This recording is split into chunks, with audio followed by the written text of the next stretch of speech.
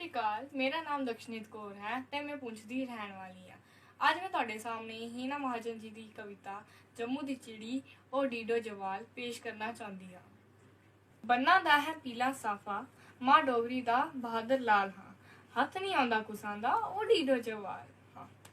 ਜ਼ੁਲਮ ਤੇ ਤਾਨਾਸ਼ਾਹੀ ਦੇ ਖਿਲਾਫ ਚਲਦਾ ਖੁਰਾਫਾਤੀ ਚਾਲ ਹਾਂ। ਹੱਥ ਨਹੀਂ ਆਉਂਦਾ ਕੁਸਾਂ ਦਾ ਉਹ ਡੀਡੋ ਜਵਾਲ ਹਾਂ।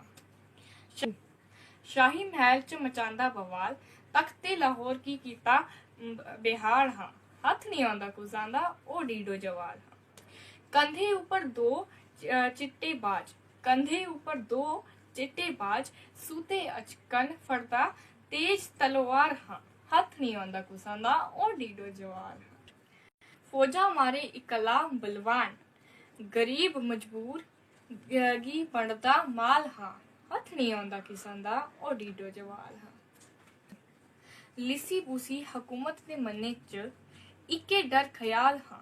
हथ नहीं आंदा कुसान दा ओ डीडो जवाल। मुच्छेगी तां इकइये ते डोगरी हस्ते दिता अपना बलिदान हाँ।